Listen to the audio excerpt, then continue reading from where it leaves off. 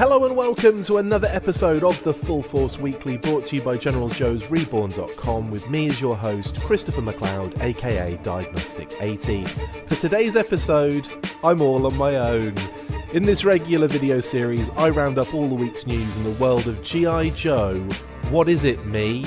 It's the Full Force Weekly. How are you all doing? Hey guys, it's been a while, hasn't it? Hope you're all doing well. It is just me today. Obviously this weekend is sort of like a no-go, unfortunately, so I'm doing it early, Kitty said, getting it done on a Friday at 4:30. Apologies for those that are still at work or traveling back from work or whatever you may be. Yeah, but we're back, and we had a little bit of a hiatus for a little while for reasons that I'm sure you are aware of, and we'll talk about more in the shoutouts, of course. But yeah, it's been a bit of a rough couple of weeks, so I didn't really know when we were returning, but I thought, yeah, let's just do it. Let's rip the band-aid off and get stuck in, and so that's what I'm doing. Thank you, Jamelin, for the comment on about my hat. Yeah, there's, I mean, you know, obviously, you know, difficult issues aside, which, like I said, I will talk about in the shout outs at the end. There's been quite a lot going on in G.I. Joe in terms of news, whether it's comics or action figures, or, you know, O-ring is what I was looking for there, and also tangentially connected other brands that are sort of poking their little noses out of the I don't know what I'm talking about, but you know what I mean. Micronauts and ROM. Yes, if you've been asleep today, I think it was today anyway, but Marvel Legends did a whole kind of like reveals thing today, and one of those was ROM, so I'll be talking about that today as well. Max, yes, I will be covering the Diamond news as well. Hasbro Asia, all sorts going on. But yeah, let's get stuck into it. We'll start obviously with comics news and a little bit of positive. This is great. I'm really excited for this. Spoiler alert.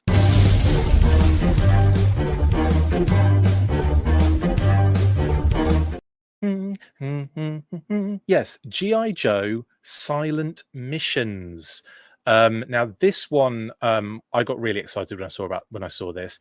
Obviously they're kind of like homaging the original Silent issue sort of situation. Sorry, I should say hello to everyone in the chat. There's lots of you. Hope you're all having a good Friday. Just there's I think a question popped up. Did we get a date for Joe Hasbro Pulse video? No, Steve, not yet. Usually it's in February.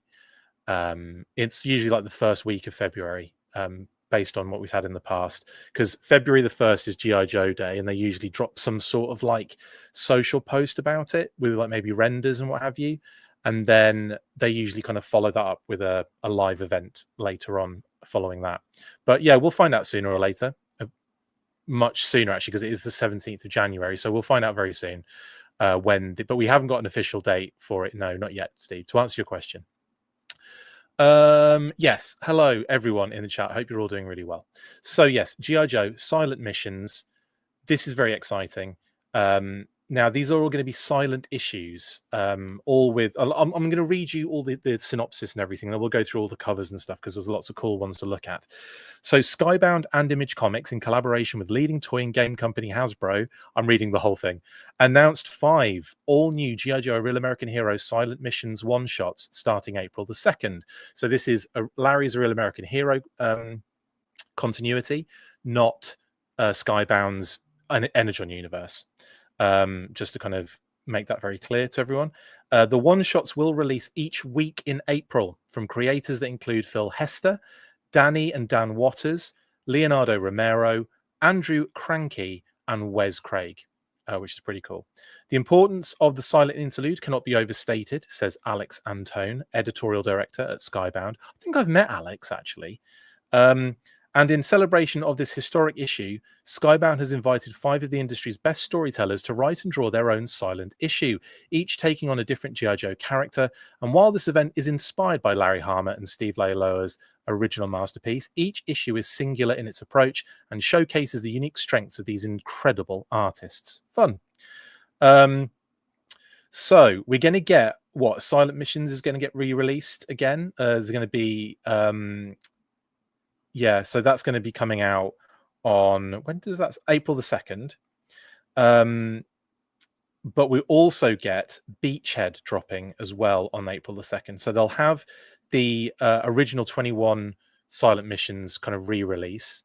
And then on the same day, we also get Beachhead. So this is all in April, which is nice. Yo-Joe April. Action April, I don't know. But it's pretty cool. So the first one, like I said, is Beachhead, and obviously available comic book shops, digital platforms, all the usual places. There's nothing special about how it's being sold, obviously.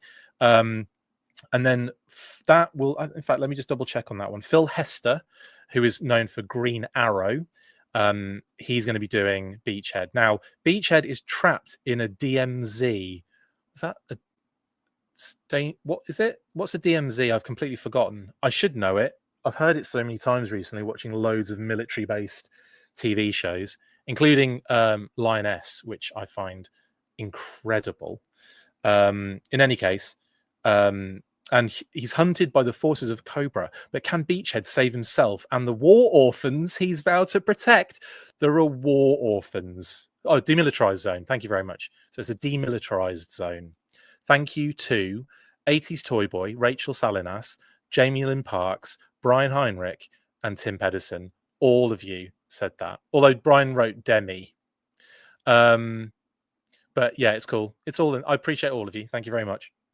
But in any case, Beachhead, that sounds awesome. And these are all going to be silent issues, so no speech, no writing or anything. It'll just be like completely silent, like the silent issue 21. You guys, I'm sure you're aware of it. They've never really talked about it, or it's never really been re-released again. That is a joke. I'm being sarcastic. It's an absolute banger, the first silent issue. I'm actually a big fan of the second silent issue. It was like 80 something, but I love that other silent issue that Larry did back in the day. In any case, we've had plenty of silent issues. Blimmin' Thingy did it, didn't they? IDW did a silent issue. Image did it, didn't they? Or Devil's Due. I can't remember which one. I know it's the same thing effectively at that point, but I can't remember which one sort of did that. It was that one with the front cover where Storm Shadow's like at the top with the swords crossed and everything. It's just, yeah, it was Storm Shadow and Snake Eyes related silent issue. In any case, yeah, that sounds amazing. Then for the second issue following Beachhead, we get Jinx. No, we don't. Yes, we do. We get Jinx #1. And this is Danny, Arkham City, The Order of the World, and Dan Waters, Destro, Universal Monsters, Creature from the Black Lagoon Lives. Actually, he did Destro, didn't he, as well? Yeah, that Destro miniseries is phenomenal. In fact, I should be going through the images right now, shouldn't I? So I'll rewind and talk about Beachhead quickly, because obviously we've got the covers here. And I, for the life of me, looking at all this information, don't know who did all the covers. But I've got the link in the in the description. So if you want to have a look, you can. And I should have checked beforehand. In fact, I can, can't I? I have the ability to do that. Bear with me 2 seconds while I just pick. Yeah, I just need to find. This is what I'm looking for. Right. So Beachhead's covers are as follows. That G one is actually cover D, but I did it in this order because it seemed to kind of make more sense to me. But cover D is Jorge Forney foil letter. So obviously Jorge Forney is doing this one, and it's a foil letter cover, which looks amazing. And it's also obviously the one on the right hand side is also Jorge as well, but is the full cover. So the letter cover is just so they can connect all 5 of these together to make G.I. Joe, which is kind of fun. And then Of course, we have these. I think I prefer the one on the left is one of my real. I love this cover. It's so cool. Like Beachhead kind of beaten up a little bit, hiding away, getting dripped on and all sorts. But he's got the knife. They're very Rambo-esque a little bit, like he's about to pounce. Excuse me. And that's Phil Hester and Lee Lothridge. And of course, sorry, it's Lee Lothridge is on the colours on that one. And of course, the black and white one on the right hand side is just Phil Hester. That's his sketch and inks, basically, which looks again phenomenal. Two really nice covers. I really like all the Beachhead covers. They look phenomenal. So there you go. And that is on the screen at the moment. We have cover A on the left and cover C on the right. So AC, and then up here is D, B, because I didn't put them in the proper order. I put them in order of what felt nice visually. Anyway, then we get Jinx. But I've done that annoying thing where we can actually go through the covers and then I can talk a little bit about this issue. So the cover D, again, is Jorge Forné, and that is another 4-letter cover with Danny and Brad Simpson. Sorry, and then obviously that is Jorge on the right as well. And then we have Danny and Brad Simpson on the other cover here, where she's basically kicking the faces of some sort of like winter Cobra Troopers, which looks pretty cool as well, I've got to admit. And that is, as we're looking at them, that's cover A and cover C. And of course, it's just Danny on the right, of course, who did the kind of sketch cover. Let's say sketch cover. It's just the inks, isn't it, basically, without the colors. Now, I need to go back to, I'm going to do something very smart now, so that I don't have to go back to this screen. I'm going to save these images that have all of the information on them. Isn't that very clever of me? I'm going to go back to what I was doing, which was reading out all of the article from AIPTcomics.com. Link in the description so you can read the whole article yourself, of course. But I just want to make sure we're covering all the bases here. So, Jinx puts the iconic, Danny and Dan Waters put the iconic G.I. Joe Ninja Jinx in the most dangerous mission of her life. She has 20 seconds. This is crazy. And 20 pages of real-time action to escape a Cobra base on Snowy Mountain of Death. Oh my God, that sounds amazing. The premises for these are so good. Like Beachhead sort of doing a, survival scenario where he's got to kind of escape and evade and also save a bunch of orphans. Amazing. Sort of like shades of Rambo meets... what's that movie called with Bruce Willis and Monica Bellucci? I love it. It's great.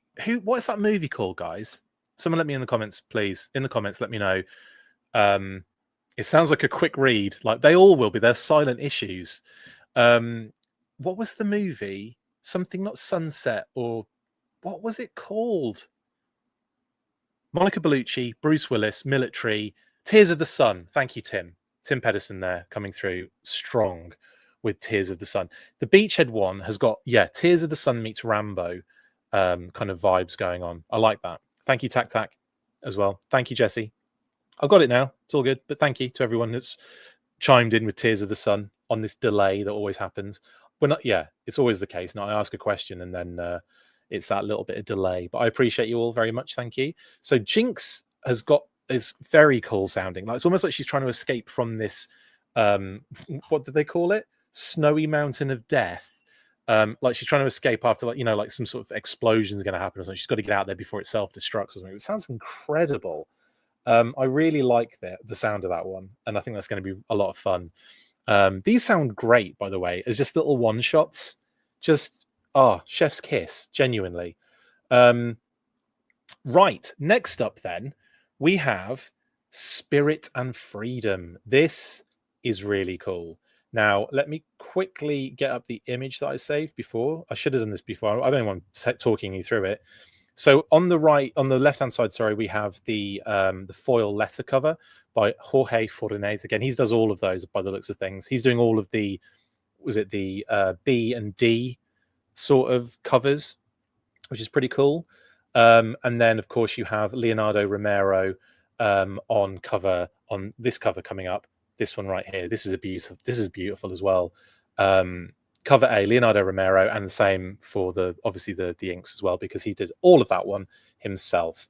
It does say colors Mateus Lopez, but that must be the interiors. So I'm really excited to see all of these. Genuinely, this is such a cool premise. I love what they're doing here. In this issue from Leonardo Romero, Birds of Prey is known for. The iconic G.I. Joe duo of Spirit and Freedom investigate mysterious disappearances in a nearby forest, only to discover a grotesque cobra experiment. Is it me, or are these all the most amazing premises ever? Like, what a great idea to do little silent mission sort of things. Honestly, that I would be well into these being not just silent issues, but like actual standalone sort of missions with actual conversation and text and all that kind of stuff. But this sounds amazing. What could that grotesque cobra experiment be? I can't wait to find out. Maybe it's some sort of animal gene splicing thing, because they are utilizing a character with an animal companion. Tor says, not been into comics for a long time, but these sound and look amazing. All the current stuff does, to be honest. Just received the Real American Hero Compendium. Man, that's a heavy box. Totally, Tor. Absolutely. Max says, Skybound has so far done very good things with Joe and Transformers. Agreed. Not just very good, I think exceptional things with Joe, Transformers, the Void Rivals series. I'm just in big time with this. And of course, a Real American Hero, which is what we're dealing with here at the moment, which again, more a Real American Hero for me, the better. Thank you very much. Jedi Ben says, yeah, the Energon universe is great. Sherlock says, needs more war orphans. Hilarious. Manimals confirmed, says Max. Rachel says Monstro and Bio Vipers. All possibilities for sure, especially the way that, Skybound operate. I love it. Anyway, I love the sound of that Spirit issue, and that will be April 16th. So that it's basically every week they're coming out in April. And yeah, lovely covers as well. Really love those. Jorge Forney and Leonardo Romero. Brilliant stuff. There's Leonardo's. Amazing. Now, what have we got next? We have got Roadblock, I believe. Boink. Yes, it's Roadblock. Again, Jorge Forney with these covers. The foil letter on the left-hand side, and of course the kind of full one. Again, very dynamic, very exciting. He's firing off his Marduce, and he's enjoying it by the looks of things. Thank you, Ray. Much good. It's good to be back. Thank you, my man. Oh, you don't like what they're doing with Transformers, Robert? I bloody love the Transformers comic. Okay, each to their own, I would say. And okay, and then of course we also have Andrew Cranky doing they're doing these covers. Now, the one on the left-hand side might look a little bit pixelated. Apologies, it's the only image I could find. Everyone else, they all had all the full images, but this Roadblock cover and one of the Duke covers, I couldn't find in really high quality. I'm sure it will pop up. There's probably one available now, but I haven't been able to find it yet. In any case, these are Andrew Cranky's covers. Obviously, this is another beauty as well. Very Roadblock, very dynamic, very explosive, and yeah, again, similar kind of vibes on these covers. Is just V1. It's kind of version 1 Roadblock, isn't it? Just going absolute ham with his machine gun. And now let's look at what. So this, like I said, Andrew Cranky, known for Bloodrick. I don't think I've ever heard of that one before. But I'm sure they're all phenomenal. I mean, that cover's beautiful as it is, so I'm excited to see what goes on in the interiors. Roadblock pits his 50 cal machine gun against a Cobra convoy led by the high-flying Wild Weasel. Interesting. There's going to be some information there that we're missing. Wild Weasel in a convoy, and he's pitting his 50 cal machine gun against them. Interesting. Not as much info on that one, and therefore I'm not as I'm intrigued, but I think some of the other premises have hit me a little harder. like the grotesque experiment that Spirit and Freedom come across in this forests and stuff, and then the Jinx trying to escape. That premise is really fun. 20 seconds, like a second per page, and you can just see the timer going on each page, which they have done in A Real American Hero in like the first issue back, right? Like 301 was it, or 30 whatever it was. But like I'm pretty sure there was a timer on each page, kind of like kind of clicking down and stuff like that.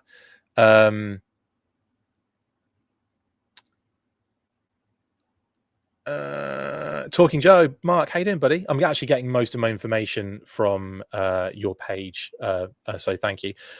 He says the Roadblock cover screams silence at the top of its lungs. Andrew Cranky is also drawing a Real American Hero 314 fill-in issue. Thank you for the extra information, Mark. I appreciate it very much. Rachel says the only reason Roadblock's issue is silent is because his Marduce has made you go deaf. Very likely.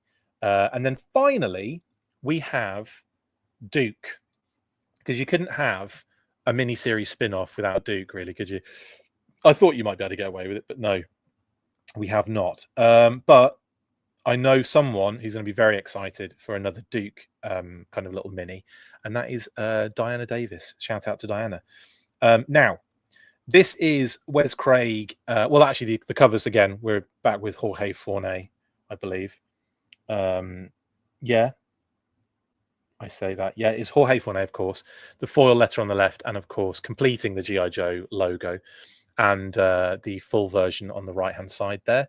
And then we have this cover, which is quite interesting as well. Again, not as like, I don't know, I think it's when it's got the white backgrounds and there's a lot kind of that going on, and there's not a lot, really to gauge from it.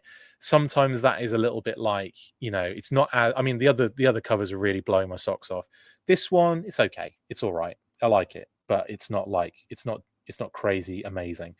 This is Wes Craig and Jason Wordy, and this particular issue sees Duke trekking through cobra-infested terrain to find his target, a traitor who's joined the enemy. Can Duke do the unthinkable to complete his mission? That's actually, again, another interesting premise, because Duke is not really the assassin type, is he? So with that one, I am very intrigued to see how that storyline progresses. There's obviously going to be a certain point where he's given that choice, isn't it? And knowing Duke, it's likely he won't pull the trigger. I just don't know what they're going to do with that. That is an interesting one. I'm intrigued by that a lot. I can't wait to see that one. Wes Craig is a great artist. His book Deadly Class is superb. Thank you, Mark. I'm absolutely sure he is. I'm just talking in terms of covers. I'm just not as I mean, the other ones are quite like this. There's a lot going on with them. This one's more subtle for sure. It'd been cool if there'd been like a bit of a background instead of the white. But again, it's kind of gone for a more minimalist, kind of simplistic kind of vibe. And again, like it's making me want to know what's inside. But like I said, Kitty said, yeah, it's not as dynamic as the other covers. Maybe the Roadblock series brings back Honda Lou, losing more trucks to Cobra, says Max. Probably. We'll have to see, won't we, what they do in all these issues. I'm very excited for the silent missions. And yeah, can't wait to see what they do with this. Now, staying with comics, I should also probably get the information up as well on this one, because I don't want to be saying stuff out of, just making stuff up. But yeah, sticking with comics, and Diamond have filed for Chapter 11 bankruptcy, which is kind of crazy. Sorry, bear with me 2 seconds. Here we go. This is an odd. I mean, this was a surprise, not a surprise. I would actually say it wasn't a surprise, actually, because Diamond have been kind of teetering on the brink of this sort of thing for quite a while, and we did get a press release from them, basically, and I'm kind of looking at Business Wire here, and they've kind of separated some of the parts here. But basically, Diamond Comic Distributors have announced they have filed a voluntary petition for relief under Chapter 11 of the United States Bankruptcy Code in the United States Bankruptcy Court for the District of Maryland to facilitate the restructuring of its business.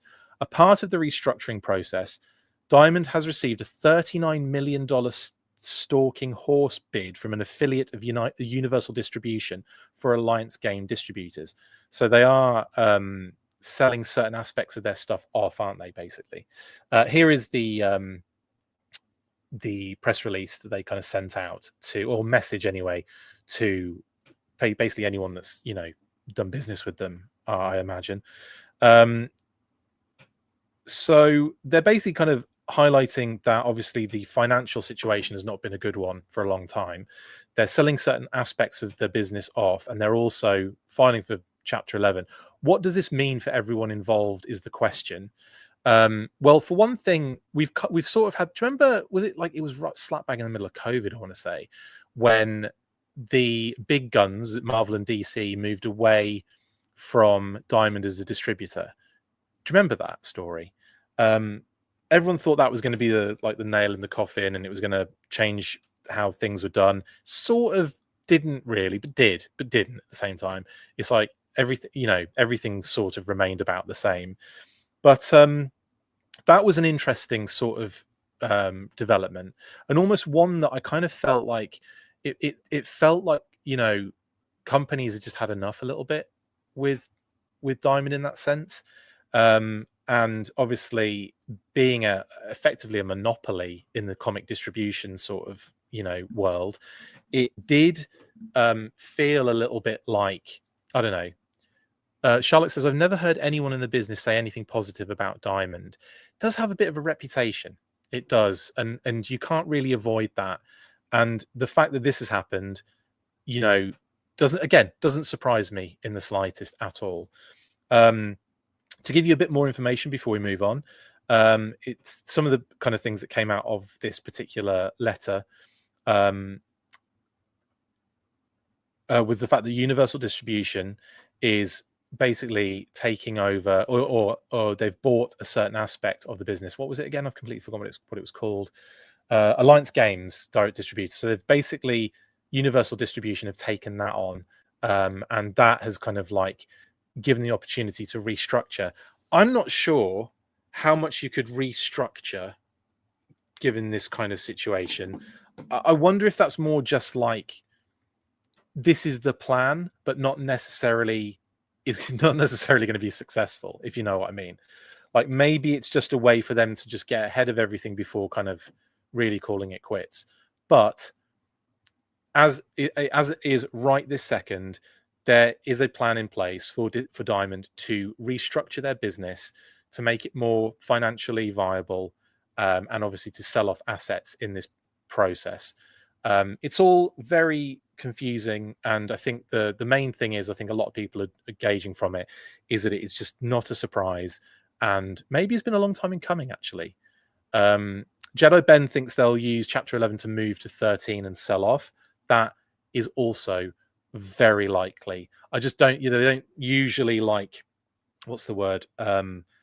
If that is the plan, it's not usually what's the word? Communicated. Because that's something that is, yeah, it's very likely that's going to happen though. Max says, my local has been frustrated for a while with Diamond. They are also the toy wholesalers for comic shops too. Yes, absolutely. Charlotte says, it does make me wonder what the future holds for Diamond Select. Yeah, true, actually. I mean, I don't really get any Diamond Select figures, but then you've got all the statues and all that kind of stuff. I mean, I was very fortunate from Diamond to receive a bunch of the statues to do unboxings with, and did a bunch of those. They were really cool, and they're really nice. I really like their statues, but at the same time, I'm not a statue collector, so I'm not really going to be, I'm not necessarily kind of, you know, I'm not necessarily supporting that, unfortunately. Yeah, anyway, there's the news regarding comics, comic distribution, and all that. We're going to move on. I've forgotten what it is next. Actually, I think it is, yeah, next we're going to talk a little bit about Hasbro Asia. And of course, that means a lot of graphics changes. So get ready.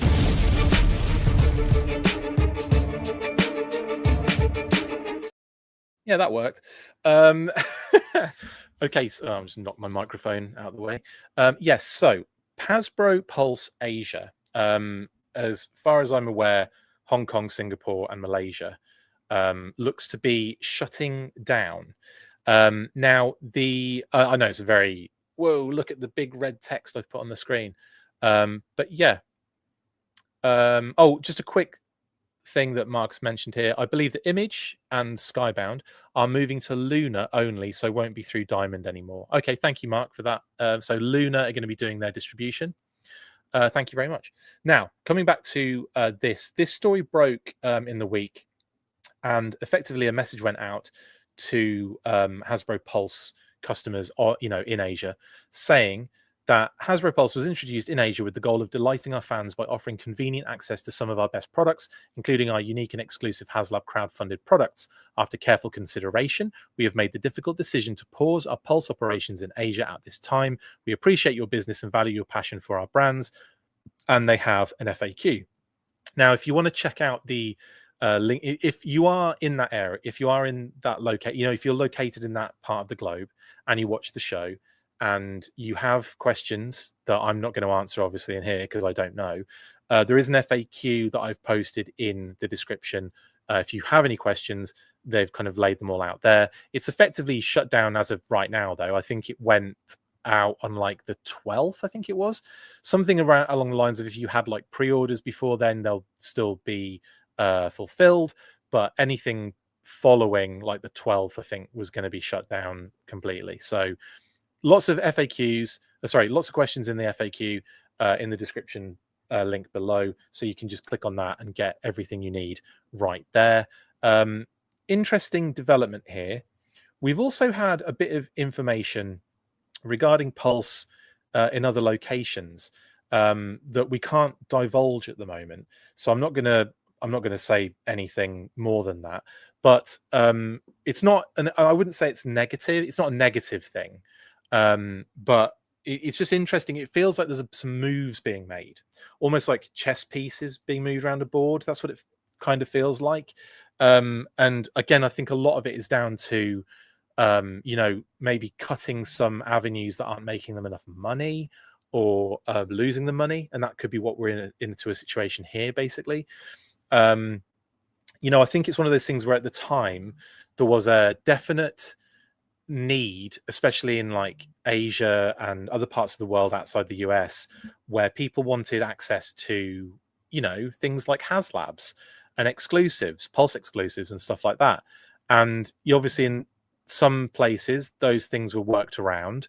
There were certain ways you could do it, but for the most part, I think their idea was to make Pulse more accessible globally, so that everyone would be available for HasLabs and all those exclusives and stuff like that.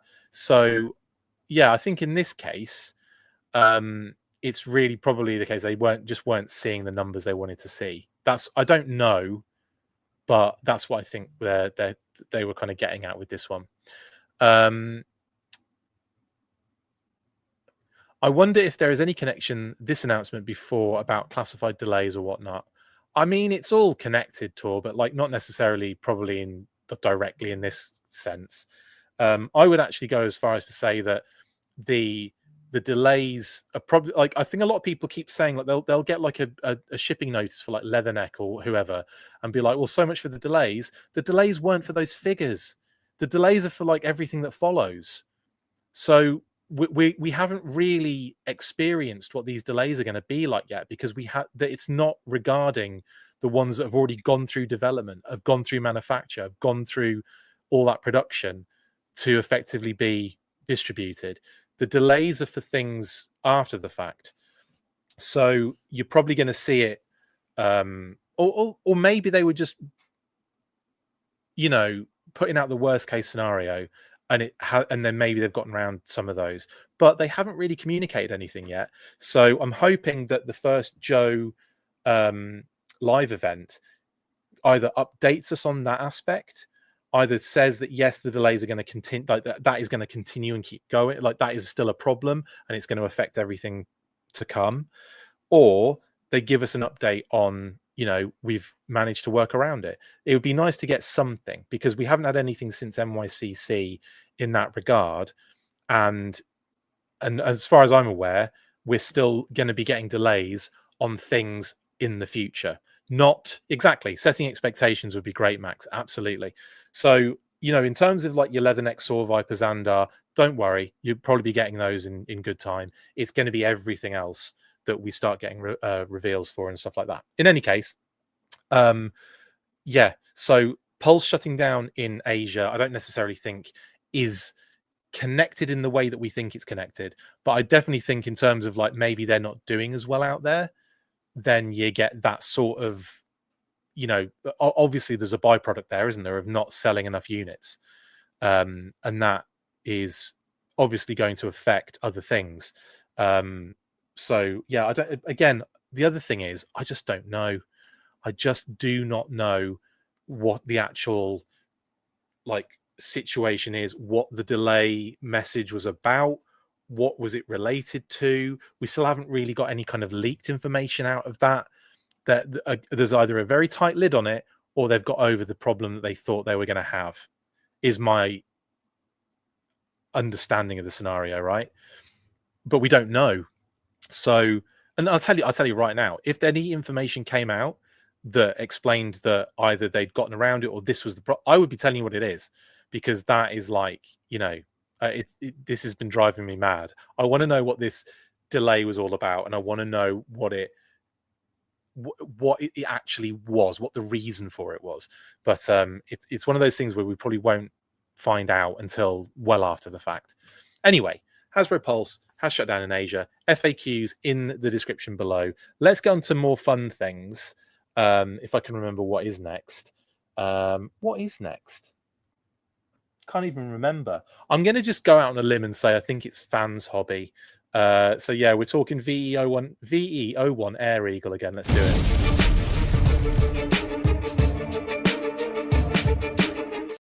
Would there be an episode of the weekly without something about the Air Eagle?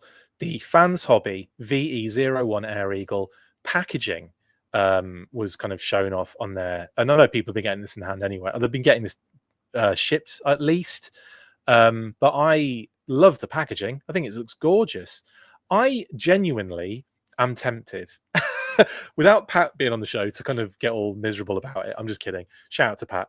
But Pat, he's not into this particular vehicle, not into this particular scale, which is totally fine. But I'm looking at this and I'm going, I've got a beautiful 3D printed from Ryan Meltzer and Molly. Ryan and Molly, thank you very much, by the way, guys. 3D printed Skyhawk that they gifted to me. So I was really, really excited about it, about that, and I've got it on display with a grunt in the cockpit and everything. It's phenomenal. But this one as well, I'm kind of thinking I'd love to get one of these and have sort of like a little Skyhawk hanger. It'd be so cool, wouldn't it? Paul ordered one when they first went up. Poor Pat, says Sherlock, indeed. Wonder what the RRP is. Oh, it's available for pre-order, isn't it? I'll tell you what it is. I'm sure someone will probably say in the comments. But fans, that's not how you spell fans. That's not how you spell fans. Why can't I spell fans? I've gone mad. Fans Hobby, that's not right either. Fans Hobby VE01 Eagle. I'm sure you've already found out how much it is. Is it $89.99? That's TF Source that has it for $89.99. What is it on? That's actually not bad. TF Source is a really good site, actually. I'm having a look at that one. It's not bad at all. $89.99 pre-order though. So, but I think you can get it from, from actual. Can you get it from their site, from Fans Hobby? I don't know. But a lot of places have it. It looks about $89.99 at most places. Yeah, looks like it. $89.99. Not bad, actually, really. With tax was 108, says Profit 924. Thank you. Shipping is like $50 though. Well, it's a big one in it, probably. TF Source, if you order over $200, free shipped. Yeah, actually, Jib, good shout, actually. Shows has it for 108 shipped. TF Source if you order over $200 free shipped. Thank you for all the information, guys. Much appreciated. You're all brilliant. Anyway, I do like. Oh yeah, take that. Add G. Yeah, exactly. Yeah, that's true. The British pounds and all that kind of stuff. Yeah, it does kind of tend to get screwed up a little bit, doesn't it? For us in the UK. For us in the UK. I'm in the US. I can't talk anymore. Yeah, so this Air Eagle packaging, I really, really like this. And I'm not even just saying like I want it for the packaging. I want it for the vehicle. The vehicle looks really cool. And I know at some point Classified are probably going to do a Skyhawk. I mean, it's almost certain. I'm really surprised Fans Hobby did this, but I am so tempted by it. It's so cool looking. And I'm going to go as far as to say I quite like the alternate kind of design. And I know you can obviously rejig it to make it a more vintage style look, but I kind of like what it looks like. I think it looks pretty neat. Yeah, not gonna lie. And I've said this before, even when Pat was on the chat, but usually I'm asking the questions for Pat to kind of give us some kind of, you know, to give us feedback and stuff. So I don't necessarily always get to go into details about this sort of thing, but I've got to say, I think it's actually a really cool looking thing. And with lights and all the other little features it comes with, like being able to kind of hang it on like a, you know, like a zip line and what have you. I know, I just think it's really, really neat. Paisano ordered from Chosen Prime. Thank you, Paisano. It does look good, Jedi Ben, indeed. Tor says, I wonder if Classified did one, would they include a figure? And if so, I wonder who. They would absolutely include a figure, Tor. My guess would be, I'm not on commission, Mark, at all. I just think it looks really cool. If I was on commission, then I wouldn't be contemplating buying one, would I? They'd be sending me one. But no, in terms of figure for a Classified version, I wouldn't be surprised if we got Lift Ticket or someone like that, because we've had Lift Ticket in the past with the Skyhawk back in the 4-inch modern days.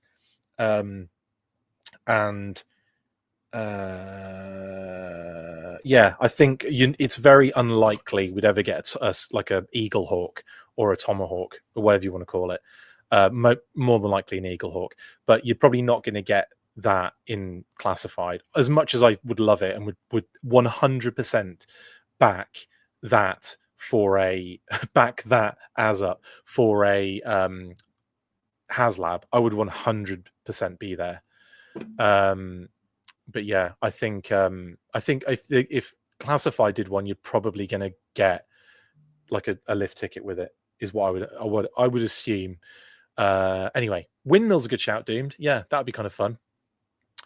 I just happened to be looking at exactly this as the stream started. Oh, cool. Yes, it would have to come with the figure, said Airborne Customs. Yeah, because like that price point and everything. Lift Ticket with the Ghost Hawk. Thank you, Darren. Yep. Tan Grunt with Skyhawk for troop building. That's actually genius, Ryan. What a great way to get a Tan Grunt, or like a Grand Slam in silver or something. Is that right? Yeah, Grand Slam in red for the jump pack if they ever did that, and then a silver one for the Skyhawk. But yeah, I think Tan Grunt is a really good shout. Talking Joe says, or Mark says, editorial balance in absence of Pat. Boo, it sucks. Thank you, Mark. I think only G.I. Joe is G.I. Joe, indeed, Chuck. New green shirts would be included. Oh, actually, yeah, SFNG. That the fact we're getting a green shirt in the retro line, you could definitely see one being like a slightly different green shirt, like a pilot green shirt in the Air Eagle. Yeah. Lots of good options here, and I'm sure that's something they would have considered, because I mean, this has got to be coming, hasn't it, for Classified? In any case, I really do like this packaging, and I'm a big fan of what Fans Hobby have done here. Even you can we've talked about in detail the IP infringement issue, that kind of stuff. Totally understandable.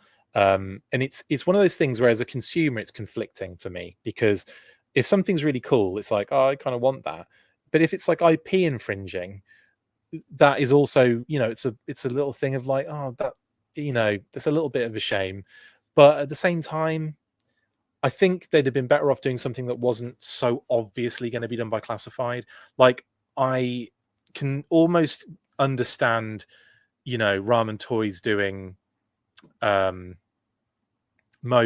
and bridge layers and things like that, because it's very unlikely we'll get to that point. I mean, it's possible, but it's unlikely we'll get to, be able to get like a bridge layer as a HasLab. I'm just not sure like people would be into it. I'd love it. I'd be well into a bridge layer as a HasLab. But, you've got to kind of like really like think about this stuff. And I think with Ramen, I think they kind of went into places they didn't necessarily think Classified would go. And again, as a consumer, you got to look at it and go, oh God, I really like that, and I kind of fancy getting it. But do you stay on that kind of in that? It's up to you at the end of the day as a consumer. It's up to you. And all I'm saying is I really like this Air Eagle. And would I probably like a classified Skyhawk more? Very likely. But anyway, that is the Air Eagle. If Hasbro sues someone, they will sue Fans Hobby, not me. That's a good point. Tor says, yeah, I hear you. I always like with third-party Transformers. One day I might crack. Indeed, yeah. As a consumer, I consider that not my problem. Indeed. Third party and a third party. No IP is sacred. True. Grand Slam in red with the jump, not the silver. I don't know, Robert. I don't know which one would be either or, I guess, right? If you want to do it classically, he came... What did he come with the jump? I can't remember. I genuinely can't remember. Grand Slam 3D. I go to 3D Joe's now. It's just easier. Yeah, he was red pad. No, he was... Oh, sorry. Grand Slam was laser artillery. What am I talking about? Yeah, Grand Slam came with red pads, laser artillery, and yeah, of course, silver with the jump pack. So, sorry, my bad. So, yeah, I think, yeah, he's safe because obviously he won't be used because the Skyhawk's going to need someone like Lift Ticket or a green shirt was a good shout. And yeah, what else are we saying in here? If Hasbro, yeah, done that one. There are pilot greens in no place like Springfield when the Sky Strikers are being blown up. You see them for only a second or two. Yes, Barking Fridge, that's true. I don't know how Ramen did the mask car without getting shut down. They sort of just did it anyway, didn't they? Almost guarantee, Chris. Do those come with timelines perchance? What did I say? What was I almost guaranteeing? Oh, sorry, Classified. If Classified did a Skyhawk. No, I'm just saying that it's got to happen at some point. It's obvious. Nothing in the listings and nothing that we know of. But I'd be really surprised if we didn't see one by 2027, 2026. I'd be really surprised. I think a MOBA, especially considering they've just like Indeed Fans Hobby for this. It just like it seems odd that they would do that and not have something going themselves. Or maybe they've just decided against it because of this. Maybe they've decided against doing it completely because of this. Who knows? It's possible. They might think, well, people might not buy one in the same amounts that we would have usually sold them at because, I don't know, because you can already get these. I don't know. Bridge layer with Tan Grunt sounds like day after a dodgy curry. True, actually. That does, actually. Yeah, silver Grand Slam with the jump. Yep. It was first off without a pilot with the red Grand Slam on the package art. Yeah. I'll wait for the hum hog. Okay. Now, if Fans Hobby wanted to do a little ill-tempered canine vehicle, I'd probably buy in. Ill-tempered canine. I like it. Anyway, Air Eagle. There you go. And that's pretty much all. That's all I'm going to say on that. Next, we are delving into... what are we delving into? Oh, yeah, it's all Super 7 related next. We've got loads of O-ring stuff to talk about, so let's do it.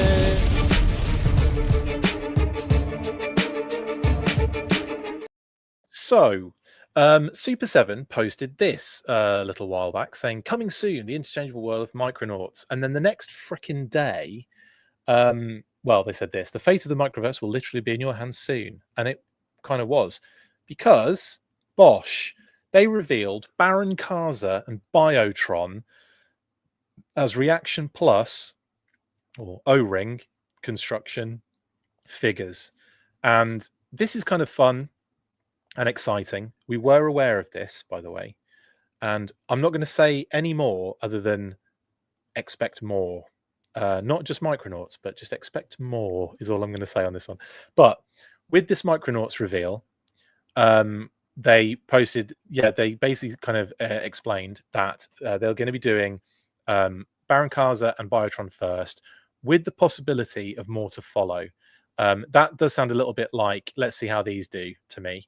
But again, really, really into these. I think the card art's phenomenal. I really like the figure. Obviously, the choices kind of make a lot of sense. But yeah, I'm just looking at all your comments already. Sorry, lots of hilarious comments that I can't really repeat either. A friend on the Discord found Serpentor at his local Target, but no others. We'll get into that. We'll get into that in a second. So yeah, really, really excited with this. So we'll start with Baron Karza, and this particular figure, again, like I said, amazing card art, really nice. And you kind of got like a very similar. You've got like the red and blue kind of versions of like an explosion. The kind of red, more orangey yellow explosion behind Baron Karza with the red kind of border. And then on the Biotron figure, you've got the blue border and that kind of like more light explosion, blue explosion in the background. Very nice indeed. And then, of course, like I said, Baron Karza, you got the front and back shots here, Kitty said. And he comes with a little backpack with his little things in it, which is nice. And again, looking very good as an O-ring figure. I'm interested to see these, to have these in hand, actually, just to kind of like see how they kind of operate, because obviously there's elements on those figures that you kind of look at and you go, oh, would that hinder articulation maybe? Chris G has no idea what Micronauts even is. Micronauts was so Mego basically did a line of figures where they based them off and licensed to a degree Microman and Microchange from Takara. So they're basically the first sort of like, well, Micronauts aren't like Microman and Microchange are kind of like your earliest versions of like O-ring figures, basically. They designed that kind of they created and designed that sort of construction, and that kind of led into G.I. Joe taking that on as well. So without Microchange, without Microman, without Micronauts, you wouldn't have G.I. Joe basically as it is in that kind of O-ring sort of construction. And yeah, Micronauts was effectively sort of like a Mego. They basically kind of did their own like thing with it, created new characters, created lore, and so on and so forth. And you sort of get this, you get these kind of characters basically. Baron Karza being a bad guy, and Biotron being a good guy. Biotron looking like Cycle's long lost brother is a very good shout, Robert H, on that one. But yeah, effectively that is it in a nutshell. Here is Biotron. We actually get a kind of card back as well image for Biotron, which I couldn't find for Karza. But it kind of, what I really love about it is the kind of Transformers kind of file card they've kind of used here. So do you guys remember the red bits of plastic that which you get with Transformer figures that you put over the kind of like that little grid on the right hand side, and it would reveal the levels for all of the kind of attributes, which was really, really fun. They've taken that on board here for Biotron. I think it was really, really cool. And that is a nice touch, because obviously the connection to Transformers is pretty tight, as well as the fact that obviously Transformers took from Microchange and Microman itself. It also they've also been connected through the combined universe in the past. So Micronauts, Transformers, G.I. Joe, Mask, Visionaries, ROM, and is that it? Action Man were basically thrown together in a combined universe not too long ago. First, there was a writer's room created for a cinematic universe, combined universe, that never went anywhere really, or at all. And then, of course, that was kind of taken on board for the IDW crossover event, First Strike, Revolution, all that kind of stuff. Now, Micronauts has even had, get this, and if you're not really aware of this, you should be, because we've reported on it in the past, but a animated series not even was in development, it was completed at the old Irish location. I forget what the name of the animation company now, but obviously Hasbro owned it and then just got rid of it with I think before E1, before they unloaded a load of E1 stuff. I think they got rid of it before that. But in any case, that animation studio effectively created the Micronauts. What was I going to say? Created the Micronauts animated series. They did a whole season of it, and it got literally benched, and they just decided to drop everything. Even though this exists, this animated series exists on somebody's hard drive who worked at Bloomin'. Well, I forget the name of it. Does anyone remember the name of the company? I've completely forgotten it now. But yeah, it was years ago, and it was like a couple of years ago, but I've completely forgotten the name of it now. In any case, it was redesigned. There was concept art online. You can find concept art of the animated series. It probably would have looked very, very like the concept art, I would imagine. It was done, completed, and never released. I think at some point in the future, that series is going to find its way out there. Not an official way, but in a leaked way. I think it's probably going to happen in the future.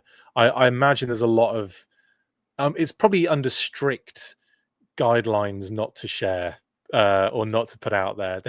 They may even be holding on to it to do something with it in the future. But I feel like at this point they've probably missed the boat on, especially because it was supposed to be coming out in and around the all this kind of talk of the combined universe and everything. Anyway, I love the Microman commercials. Microman, they're amazing, Robert H. And I find myself humming that and singing that lots during the day. But their toy commercials were insane. Micronauts was one of those lines that I had toys from, but probably couldn't have told you what they were. Indeed. Kyoto says that I hate to sound negative, but the pics I saw of that Micronauts looked terrible to me. Oh, the animated series, yeah. I didn't. It wasn't something that was like I was like, oh, this is going to be really cool. Like I didn't necessarily think that. I kind of just want to see it. I want to see what it's like. I didn't mind too much how they did, the Micronauts comics, but again, the whole combined universe was really poorly, kind of like fumbled, I would say. So it wasn't like a very, I don't know. It started well and didn't end very well, I would say, with that. But yeah, I would 100%, I 100% agree with you. With the not being too like excited about it with the designs and everything. Anyway, that 2014 Pooh Bear pilot leaked not too long ago, so Micronauts can one day. Yeah, probably it might do. Chris, we know there's a Micronauts poster on the wall back there. There is not. The Takara reboot Altered Nano looks interesting. They brought in Kojima and his designers from Metal Gear to do the redesigns. I haven't seen that yet. I'll have a look at that afterwards, Kyoto. Thank you for the heads up on that. I have not seen anything about that yet. Anyway, Biotron looks cool. There he is with his little backpack as well. Nice. Again, like I said, this I always get excited when any of the combined universe stuff happens. If we get like Visionaries news or, Mask or whatever it may be. Not that we get a lot of Visionaries news, but Mask was an exciting one recently when Loyal Subjects revealed that they're doing vintage style vehicles and toys and stuff. So I'm very excited to see what they do. T-Spark, I'll check that as well, Kyoto. Thank you. The only thing I know about Micronauts is that Jonathan Ross has a huge collection. Does he? Why did I feel like I did know that? RKW. I've met Jonathan Ross. He used to do. So do you remember there was a Kapow Comic Con that lasted like for one or two cons? It didn't last very long. I think it was Mark Miller was behind it, and it was during his like where he was doing all those comics that were being turned into like movies and stuff. And so he started a convention in London, and I went to the first one. It was brilliant, and Jonathan Ross was there because I think he was friends with Mark Miller. And he was really nice and quite funny in person, as you'd probably expect. And I didn't, but we didn't get to talking about Micronauts, so I never didn't get to that level. It was very surface level, unfortunately. 6-inch Visionaries, please, says Charlock. That would be amazing. Tor says, so these were never a thing for me growing up, but I dig these. Managed to get a Poe in UK. Cool. Anyway, that is that for Micronauts. Like I said, link in the description for pre-orders on Super 7's website.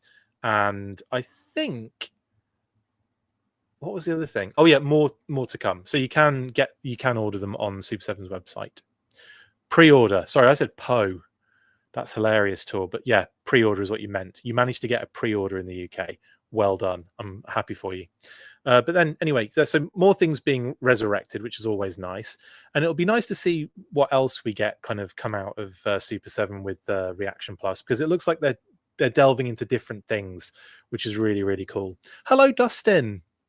I was wanting to see where the Revelations was going to go. Sad it was only a handful of comics in the one SDCC set. Yeah, Revolution, yeah. Totally. With like what? Leoric in that set and the little mini Micronauts and ROM and everything. That was a fun set of figures. Like I loved that set. Hello 610. Did I hear Visionaries? We need Visionaries. You did hear Visionaries Toy Hunters Hollow, but only because we were talking about like how we want that to be revived in some way. Mark, you were at that first Kapow Comic Con. Amazing. We probably like bumped into each other or walked past each other or saw each other, but didn't know each other at that point. Yeah, that first Kapow, I was there with In Demand Toys and really enjoyed it.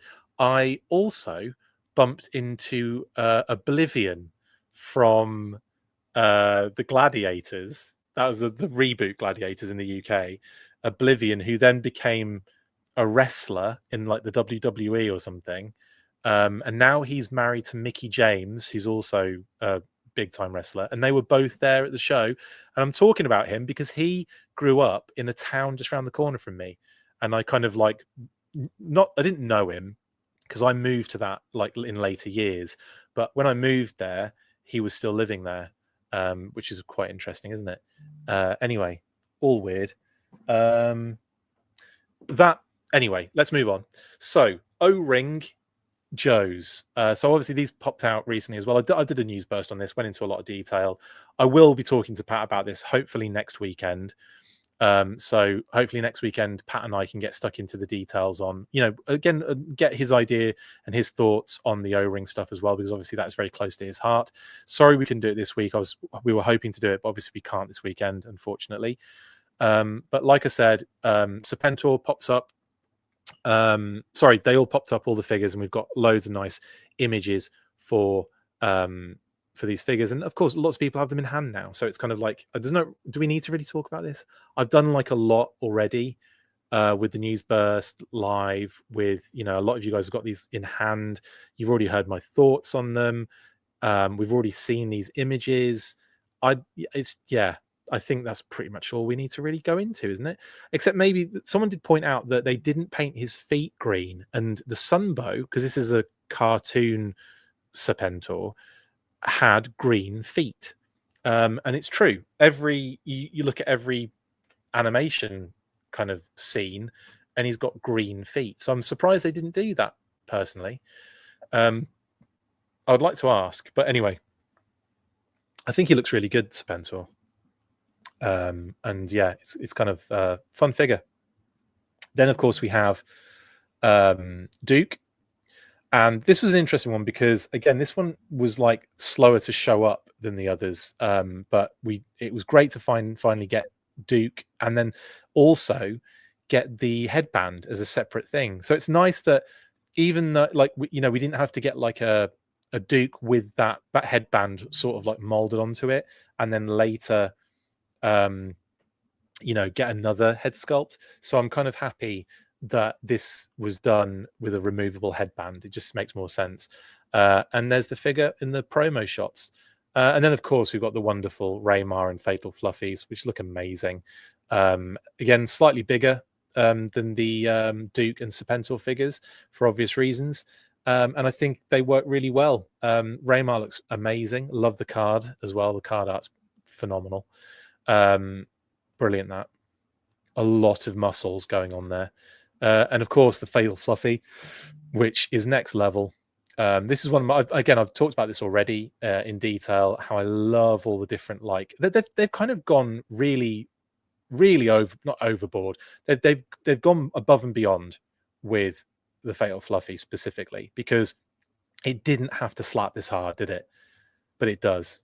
Anyway, brilliant stuff. And there's the again, wicked card art, covered mostly by the massive figure that it comes with.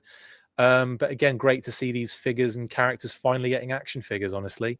I think that is everything. Yeah, it is. Next then, and we're gonna veer away from G.I. Joe ever so slightly, and we're gonna get into another connected sort of brand in a weird way. I think you probably know where I'm going with this. Yeah, we're talking ROM.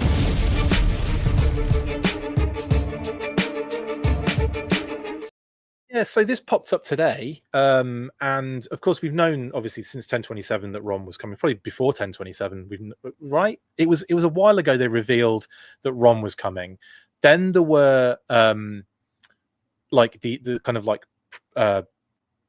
production development, like, you know, test shots and all sorts that they had of ROM. But this is finally getting revealed and released and everything, and it's kind of fun.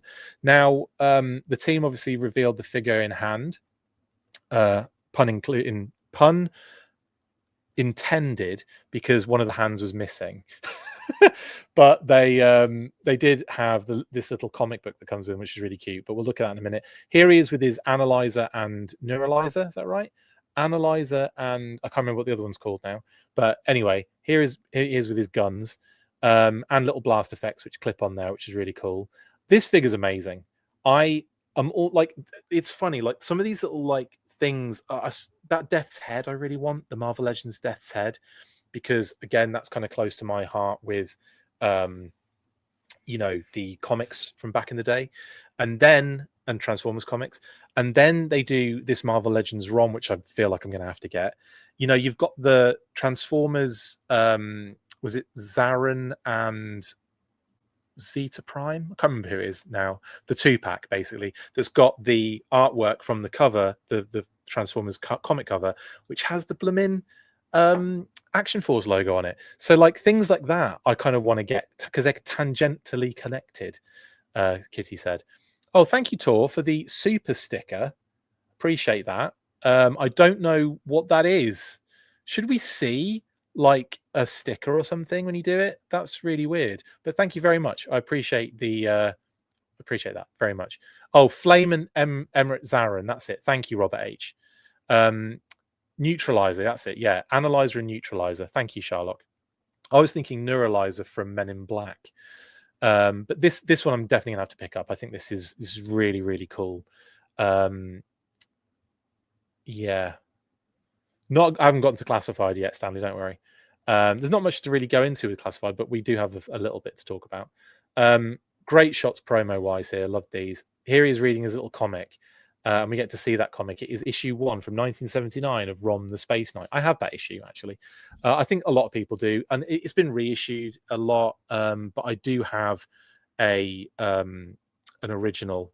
I don't know if it's like first, it might not be the first printing, it might be like a little bit later on, but it's an older ROM Space Knight issue. I've never really gone into detail about what version I have. I should do though. But yeah, it's really cool, and I love the fact that he holds, you know, you can hold it and everything with his. It's really cute, nice little addition, and we get ROM and a little, what do you call it? A little comic.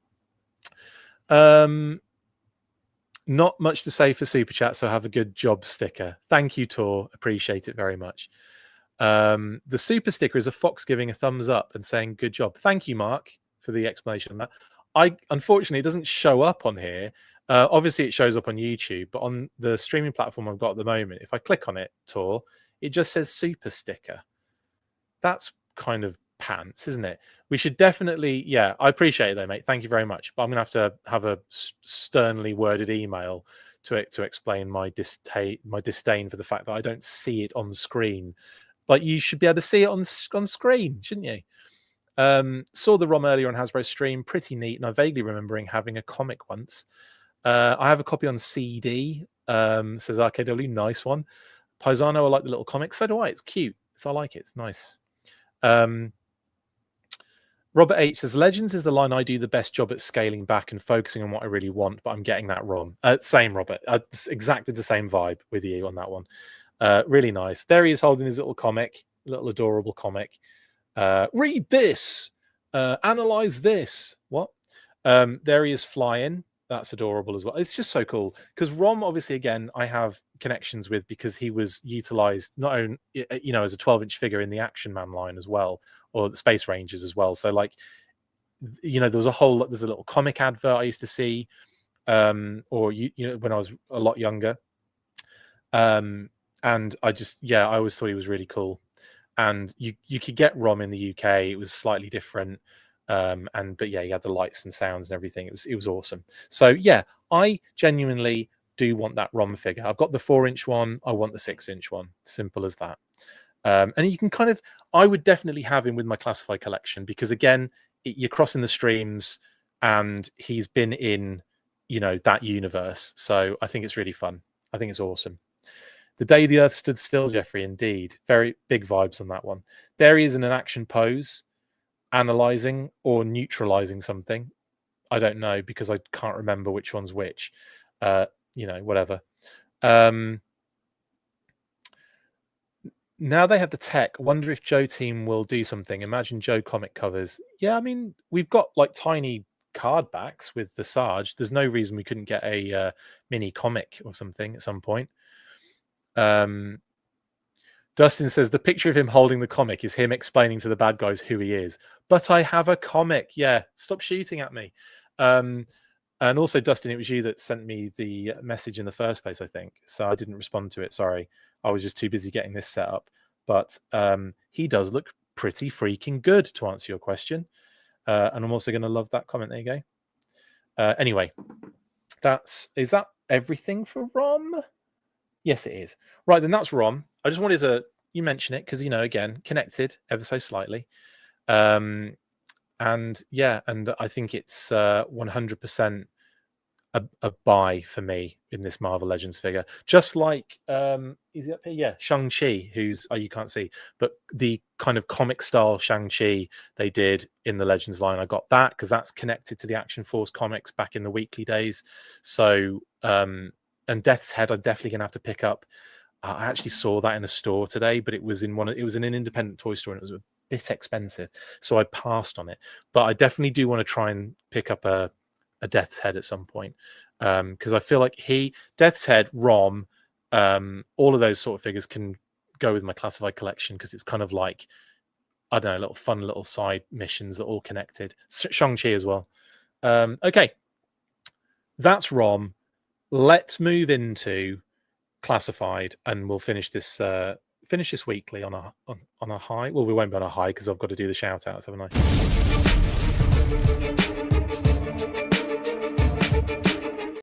Right then, so heavy duty in-hand images, courtesy and a review video, courtesy of a Shark-Eyed Toy View. Thank you very much for sending me those images as well, Adam. I appreciate it very much. So these are images, like I said, from a Shark-Eyed Toy View.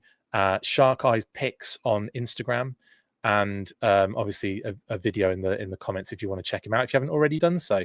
And I think he looks phenomenal. Too bad ROM can't make it over to the Energon universe from Skybound. Oh, you never know, White, but yeah, there's probably they probably won't be able to do that. My Shang-Chi became Quick Kick long before Hasbro made him. Chris G, I think that happened with a lot of people. Paul says, looks so good. Are we talking heavy duty? Because yeah, he does, doesn't he? This figure looks great. You can very clearly see that the missiles have an issue staying in the missile launcher. They're loose, just like they had that issue with Metalhead, which is a shame. And it's something that I kind of wish wasn't a problem, but there are third-party options out there, I think, that can fix that. Shark Eyes Toy View in the chat. Hi, Chris. Hi, chat. Thanks for your support. And to anyone in here who watched the review, here to answer any questions you may have about the fig. Brilliant. This is unplanned, but I appreciate that very much. Can you confirm the looseness of the missiles in the machine in the missile launchers, please? That's the first thing I want to say. But figure of the year candidate, and I'm not one to make such bold predictions so early in the year. There you go. To be honest, this has been one I've been excited for. The video looked amazing, by the way. The images look great. This figure is doing a lot for me, and that mech gear around him is just phenomenal. Yeah, the mobile desk. Fun fact: mobile desk is an anagram of my real name. It is. Hang on. No, it's not. No, it's not. There's no A in there, Mark. It's close. It's like and there's no N either, and your name doesn't have a B in it, so you're lying. Is there any kind of support group? I feel like I'm collecting alone in my area, says King. I think a lot of people feel that way sometimes. I felt that way for a long time. Being in the UK, I had a few friends that collected G.I. Joe, but they were all spread out all over the place. The friends I had with toys didn't really collect G.I. Joe in the area I was living in, so it was really difficult. So I started a podcast, and that's how I ended up with sort of support groups and friends and lots of people watching these shows, basically. Anyway, can you wiggle it? That's personal. Hasbro still owns ROM. He could come to the EU one day, says Robert H. Fingers crossed. Some fall out, some stay in for now. Interesting. Well, thank you for that. Do you think they may do Matt Tracker in classified, says Greg? Yeah, I think that's possible.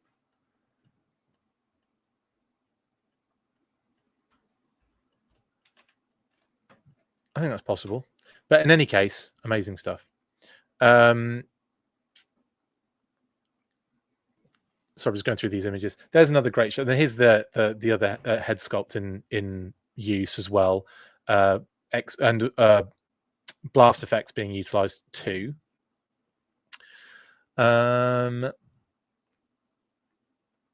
Tor says, not watched yet, but will do. How's the balance with the desk? Is it stable or is he a toppler?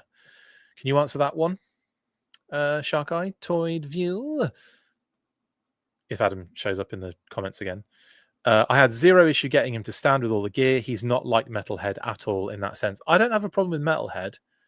He's literally standing up free at the moment with all his gear on. But I'm happy to know that, yeah, that there's a good balance on heavy duty. Because, again, there's a lot of gear he's got to hold. So you're kind of hoping that isn't the case. So, yeah, I'm glad that is the case, that he's got good balance. Here he is, just chilling. Bit of casual commando action with that removed missile or a rocket launcher, whatever you want to call it, and the ear protection he's holding in his hand. Very nice indeed. I do love that head sculpt, by the way. This is a nice head sculpt and a good shot as well. Also, that chain with the Chicago Bull on it. I know it's not a Chicago Bull, but I wonder if it is because he is from Chicago in his bio file card. So if he's from Chicago, I wonder if that is actually a Chicago Bull thing. And I never put those two things together until someone mentioned it in the comments ages ago when we saw the reveal for this one. My Metalhead has a loose ab crunch, so that's where my one is flawed. That sucks.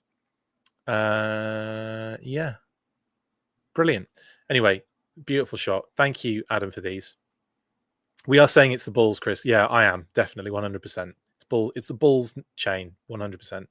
And I love this kind of like the detail on the high top fade or whatever you call it is incredible. Like that shaved element right there, the cuts, the lines cut in, proper Fresh Prince vibes. This one, isn't it? And it's just so detailed. The earring, everything, just absolutely brilliant. Absolutely brilliant. I'm loving it. So anyway, that's the only classified news I think we have this week, but it's a nice one to be looking at and enjoying the images and video from Shark Eye's Toy View. Thank you, Adam. Appreciate it very much. The fade is really nice. It is. It's perfect. Amazing stuff. Right. Let's get stuck into listings. No changes. Everything's the same. As I get stuck in, we're just going to say it's the same. We've got, obviously, we did unlock sort of the green shirt trooper, bat, flint. Well, the green shirt trooper and the bat we've unlocked as the listings wise. But other than that, pretty much as you were, no changes there. 2026 again, it's the same information that we've had for the past couple of weeks. Just listings, no other information to give you other than what's on screen for you right there. If you haven't seen these before, let me just run by a few things quickly. The retail waves of 4 in 3 different blocks. That's the start of the year, kind of in that February time period. Yojo June in the middle, and PulseCon at the end. So that's when we get those 4 retail wave of 4 figures revealed and up for pre-order. They're SWAT Cats themes, but that's it. That's all we've got so far in terms of information. Now, exclusives and miscellaneous. We've got a legacy figure in there. It's called Cow, but it's not a cow. MD Droopy, not sure. It could be a retro carded listing, but we don't know yet. We don't know until we get more listings, unfortunately. JJ Jaina is another unknown. That could be a retro card. We just have no clue at this point. But we do know that the Pulse exclusive ones are Johnny Quest themed. So we've got JQ Johnny, JQ Haji Vehicle. So that's a figure and vehicle set. That's Pulse exclusive. And the deluxe figure, Jesse, that's also a Pulse exclusive. So that's what we know, that those 3 are the Pulse exclusive listings. We also know that BM Bird Boy Deluxe and BM Birdman Pet are the listing codes and internal codes for your standard deluxes and your standard figure and pet. So, for example, a standard deluxe would be heavy duty. It would be Snow Job, Snow Serpent. Who else have we had? Standard deluxe. You know what I'm talking about. Those are your standard deluxe. And then your standard figure and pet would be Mutton Junkyard, Law and Order, Crocmaster, Snake Eyes and Timber, etc., etc. Okay, so that just means you can get them from anywhere. They're not exclusive to anything. So that's what the BM means. That even though it means Birdman as a theme, that's what it relates to. That's what it signifies for the actual classified series. There we go. That's pretty much everything.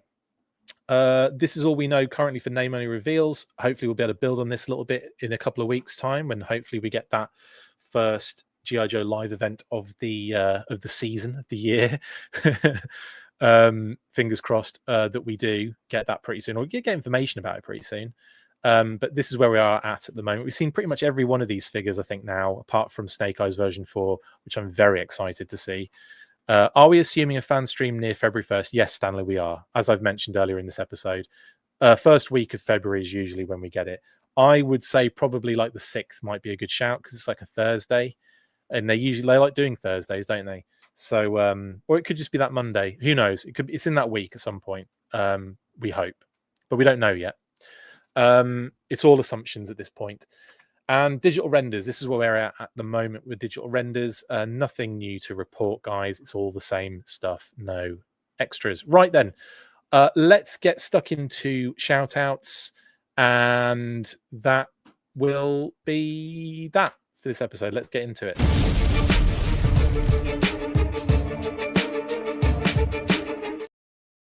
Right then. So this is going to be difficult because obviously it's still very fresh, but obviously one of the biggest shout outs I want to give, not just, well, we've had a couple of pretty crappy things happen in the last couple of weeks. It's been a rough period of time for the Joe fandom and community who knew the people that have passed away that I'm going to be talking about in a second. First off, of course, I want a big shout out to Aaron DETRICK of Roma Collectibles. Now, this is a really difficult one because we've been really close with Aaron, Sarah, Kenny, the whole Roma crew, the whole Ohio group. We're all very close friends, and we have been for 10 plus years now. Getting on probably close to 11 years. We've known you know, Aaron and everyone from that crew, basically. So when Aaron was diagnosed with stage 4 cancer, well, it wasn't very long, it was last year, but it wasn't that long ago. It was a hard pill to take. I was at work at the time, and he called me and he literally said to me, "I'm going to ruin your day." And I'm sorry. He was apologizing to me. I'm like, "Are you serious, man?" I was like, first of all, I was shocked. I was floored. We'd just been like, you know, him and his family and people that were close to him and his family had just gone through this with his mother, who we all loved as well. And that was really difficult. And I didn't, you know, that was awful. And we didn't even, you know, we weren't there as it was happening, but we definitely, you know, were giving support and sending them all sorts of stuff all the time. But then when this happened, it was like, it was even closer to home, and it was really tough, really difficult to take. And I can't tell you how important and massive he was in the fandom. Like everyone who met him never had, like, there wasn't a bad thing about him. He was just pure, unadulterated, good and fun. And it sucks to me that someone like that is the one that this happens to. And this seems to be the case all the time. Do you know what I mean? Like, really good people end up getting the worst of it. And, you know, it just, when I found out the news, I didn't hold out much hope, but every bit of good news we had in that time, whether it be like, you know, he's responding well to this, or this is going well, or what have you, made us feel much better about it. But it was always that like situation of like, you know, I don't know, it was difficult, and it was a rough period of time. And then all of a sudden we got a message, and it was like, you know, he passed, and it was just devastating, absolutely frigging devastating. We've been in bits for a long period of time, which is why we didn't do the episode last week, and why I haven't been streaming at all this week. I was just not ready for it. I didn't want to do anything. I didn't want to have to talk about this really either on screen. It's difficult. It sucks. And I know a lot of people in the chat have met Aaron. They know him really well. They know Roma Collectibles. They bought, you know, countless amounts of things from Roma Collectibles at cons and all sorts of different things. And you'll know 100% what kind of person he was, because he gave everyone the time of day. He was nice, kind, generous, fun, amazing. And the world is genuinely a much worse place off without him. 100%. We're going to miss him unbelievably. And I can't say enough amazing things about. He was the best. He was the absolute best. If I ever got a message from him or whatever it may be during the day, if we sometimes we'd call each other, because, you know, there was like other things happening, like, you know, connected in like professional ways as well. But when, you know, he'd call me, my day would just be like 100% better, because he was just that way. He was just brilliant and awesome, and I'm going to miss him amazingly. So, you know, for those who didn't know Aaron, like, unfortunately you missed out, and I feel bad for you genuinely. And for those that did know him, you know exactly what I'm going through. You understand exactly what he was as a person, who he was as a person. And my absolute like love and everything goes out to Sarah, Kenny, and everyone involved, you know, Ryan, his brother, the rest of the family and everything. Just my thoughts and everything go to them. And you will be sorely missed, man. Love you, brother. As well as that, we also learned that Brian Camp passed away suddenly. Brian, again, another lovely, awesome guy who I'd spent a few times, like many cons down the road. We'd had, I'd just seen him at AR in November as well, and just absolutely floored by the news that he passed away suddenly. I was, again, like absolutely floored by it, because I wasn't as close, obviously, to Brian as I was to Aaron, but at the same time, this was one of those things where you're like, this is too close to home. Do you know what I mean? Like, this is like, what is happening at the moment?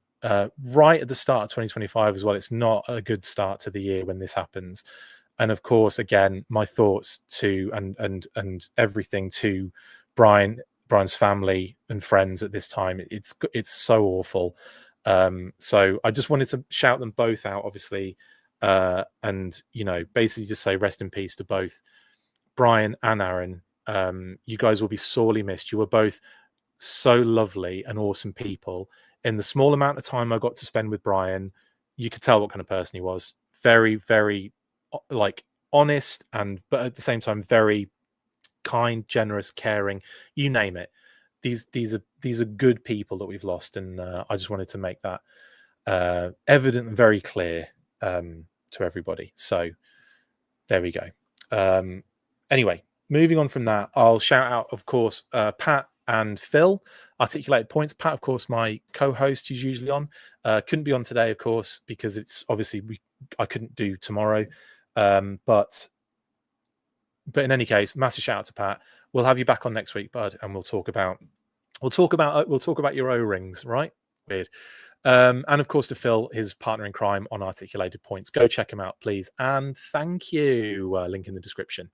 Also, shout out to Brian Sauer for our lovely, amazing graphics. Brian and I are working on some cool stuff at the moment, and I'll have more news to share with you guys in the future, but we are working together on some cool collaborations, is all I'll say on that one. Stop, collaborate, and listen. So yeah, we're going to be doing some cool stuff, and I can't wait to reveal what that stuff is. In any case, shout out to Brian, and also Assembly Required, November 14th and 15th. Announced, and here's another image, a new image that was posted most recently, I believe, maybe hinting at another theme again. Don't think anyone's got the theme yet, whoever's trying to guess it. Thank you, Tor, for the super chat. Very much appreciated. Again, you don't have I very much appreciate these. Thank you so much. And thank you, I appreciate that sentiment as well. Thank you, Tor. You're just on the super chat and super sticker vibe tonight, and I very much appreciate it. Thank you. Charlotte says, I can't wait for Assembly Required 2025. Indeed, I can't wait to hang out again, dude. That was so much fun last time. And Paul, you're there too as well. Can't wait to do that. Brilliant stuff. Yeah, it's going to be good. Can't wait. So yeah, more information to follow for Assembly Required on the 14th and 15th of November. And also, of course, isn't it great that the Battle Action Force compendiums are getting beautiful reviews? SFX magazine, no less, gave it 4 stars and said lavishly reproduced, impressive treasury editions. Yeah, so if you weren't aware or weren't sure, if you're on the fence a little bit about these and you want them, just get them because they're amazing. You're gonna love them. An SFX magazine, no doubt, no less. Amazing stuff. And related to that, and of course, Total Toy Books, coming soon is another Kickstarter for the Star Wars Toys, the Palatoy Saga. So this is another book by Brian, Total Toy Books, that is going to be, basically discussing the entire Palatoy saga of Star Wars toys in beautiful toy photography and prose as well. Of course, you can have lots of information in there to get involved with. And if you've had any of these books in the past, you'll know the level and quality that you're going to be getting with these. And if you're Star Wars fans, this is going to be one to definitely get involved with. Now, there's a link in the description for the kind of like to get the notification for when this goes live. So you can log into that link on your whatever your Kickstarter kind of account is, and you can get a reminder for this to come up when it gets announced, and like when it goes live, basically, you'll be able to jump on it and get in there. So there you go. All the information in the link below. Shout out to Brian, of course, again for his work on this, and Paddy as well. He's, I believe, doing the writing on that one as well. I believe so, anyway.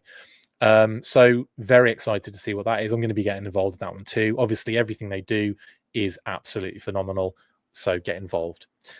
Also, of course, available right now, RoboSkull Mark IIs at skeletron.com. Get involved, guys. You know you want to. And one last thing, shout out to Paul Plastic Battles Pamphilone, who I know is in the chat at the moment. I can see you. I see you in there. Posted this absolute beauty of a shot very recently. It's all over our socials, and it's all over his socials. Go check out Plastic Battles on all the platforms. But this is gorgeous, and there's also a video on Instagram showing you the behind the scenes of how it was done. Absolutely stunning. That's a 3D printed Etsy DNA kind of thing that Zorana's holding, which he did a little bit of obviously like painting on and all that kind of stuff too. So that's first off, I want like 1 million of those, and it's great. And then in the distance, you can see Snake Eyes and Dusty being kind of like navigated through this kind of like tomb by a mysterious character. That is an Indiana Jones figure, I think, as well, with a little flaming torch, which is absolutely gorgeous. I love the lighting on this. When you see the behind the scenes thing, you're just going to be like, oh, that's cool. Like, I can see how that's been done. And then in fact, the whole video, I believe, shows you all the different things involved, all the technical aspects, all of the equipment being used. And yeah, it's just brilliant. So phenomenal stuff. I believe that's an Extreme Sets tomb background as well, which is really neat. Anyway, phenomenal work, Paul. I love your work. You know I do. And I was really enjoying your Thursday night battles as well the other night. So that's another thing. Check out Paul over on Instagram for Thursday night battles as well. Always a fun little chat and hang out. Anyway, that is everything for the weekly this week. It's a lot to get through. I did it in an hour and close to 40. It's standard issue in it for us now. Like I said before, guys, I don't know if I said before, actually, but thank you so much for all of the amazing support. Thanks for being patient with me for this last week and letting me have a bit of time to sort of grieve and work some things out. I really, really appreciate that.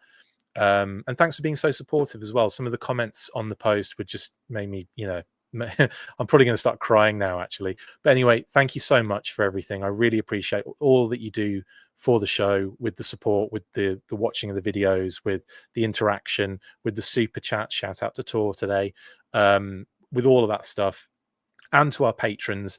You guys are the best, and I really appreciate all of you.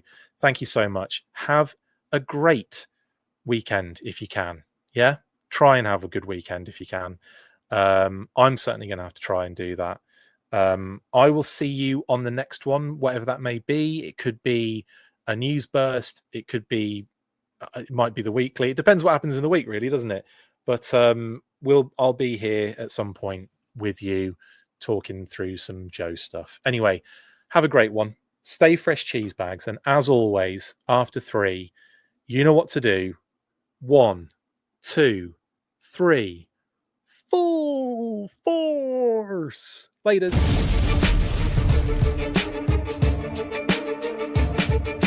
Make sure you get involved with the discussion by liking, sharing, and commenting on these videos. And as always, you can keep up with the show after listening by following on all of our social platforms, links in the description. And if you would like to contact the show, you can message us on any of those platforms with feedback or questions. We also have a Patreon page, so if you want to show your support for the show, see your name up in lights on these videos, or enjoy exclusive bonus content, then check out patreon.com/The Full Force Podcast, or click the link on any of the posts this podcast appears in.